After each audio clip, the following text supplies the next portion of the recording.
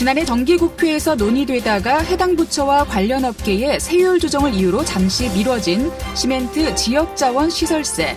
다시 국회 행정안전위원회 법안 심사에 들어갑니다. 이번에는 상임위원회에서도 긍정 기류가 강한 데다 강원과 충북 등 지자체의 강한 공조가 이어지며 법안 통과에 대한 기대감이 큰데요. 이번 정기국회에서 법안이 원안대로 통과될 수 있을까요? 시멘트 지역자원 시설세 법안을 발의한 자유한국당 동해 삼척지역구의 이철규 의원과 이야기 나누겠습니다. 안녕하십니까? 네, 안녕하세요. 이철규입니다. 네. 먼저 흔히 이제 시멘트세라고 많이 부르는데요. 이 시멘트 지역자원 시설세, 어떤 내용인지 좀 알려주실까요? 네, 지역자원 시설세는요, 그 지역자원의 보호라든가 또 환경보호 및 그 개선 사업, 또 지역 균형 개발 사업에 필요한 재원 확보 등의 목적으로 화력발전소라든가 원자력발전소 등 생산 과정에서 대기 오염이라든가 토양 오염 등 외부의 피해를 유발시키는 분야에 대해서 부과시키는 세금입니다. 시멘트의 경우도 생산 과정에서 화석 연료를 캐기 위해서 자연을 훼손하고요. 또 이 시멘트를 굽는 과정에서 석탄이라든가 또 폐기물 등을 태웁니다. 이 과정에서 발생하는 환경 오염이 상당히 심각하죠. 그런 환경 오염으로 주민들의 건강을 이어가고 있기 때문에 세금을 부과해야 하는 것입니다. 납부 주체는 시멘트 제조하고 있는 기업이고요. 그 결국 부담은 시멘트를 소비하는 소비자들이 부담하게 되는 겁니다. 네.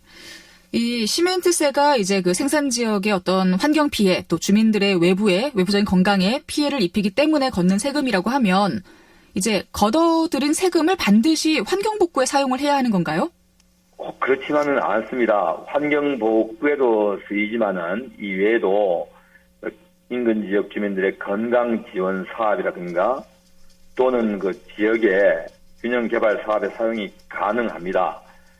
또 그 외에도 보면은 이 시멘트 공장 주변에 또 근로자들도 마찬가지고 진폐 및 만성 폐쇄성 폐질환 등이 많이 발생하고 있는데 이들의 치료비에도 사용될 수 있고요. 또 어린이집이라든가 또 이 경로당 등 이런 공동 이용 시설에 공기 정화 시설을 설치한다든가 또 이외에 일자리 창출에도 사용할 수가 있습니다. 네, 그러니까 좀 여러 가지 주민 복지를 위해서 다양하게 사용을 할 수는 있는 거네요. 네, 그렇습니다. 네. 그 시멘트세가 잠시 미뤄졌었는데 이제 신설까지 어떤 과정이 남았는지도 궁금합니다. 언제부터 시멘트세를 거둘 수 있게 되는 건가요? 시멘트세를 걷기 위해서는 우선 세법이 지방세법이 개정돼야 되는데 오늘 10시부터 행정안전위원회 법안 소위가 이제 또 개회가 됩니다. 오늘 내일 모레까지 3일간인데요. 이번 기회에 아마 통과가 되면은 이번 정기국회 시멘트세법이 통과될 것입니다. 그러면 통상 한 6개월 또는 필요에 따라서는 심사 과정에서 유예 기간을 둘 수 있기 때문에 일단 법 통과가 중요하고요. 특별한 변수가 없은 6개월 이후부터 세금을 징수할 수 있게 됩니다. 그렇군요. 그렇다면 내년 6월, 7월, 8월 정도를 생각하면 되겠네요. 네네. 네. 이 법안이 통과가 되면 강원도의 경우는 이제 1년간 어느 정도의 세금을 더 거둘 수 있게 되는지도 궁금합니다. 네. 톤당 1,000원씩으로 계산하면요. 네. 지난해 우리나라에 생산된 시멘트 한 5,200만 톤 정도 됩니다. 톤당 1,000원이면 전국적으로 한 520억 원 정도 되고요. 강원도 경우가 한 53% 가까이 생산 비중을 차지하고 있는데요. 270억 초과하는 정도의 세수가 예상되고 있습니다. 네. 일단 지자체에서는 법안이 통과될 것을 기대하고 있는 것 같은데요. 이번 정기국회에서 법안 통과가 될 가능성을 좀 높게 보시나요? 네, 국회는 상당히 공감을 하고 있습니다. 공감대가 이미 형성돼서 지난해 법안 소위위원장을 맡고 있던 민주당 홍익표 의원도 이것을 만약에 정부가 조정이 되지 않으면은 강제 조정을 하겠다고까지 예고를 했었습니다.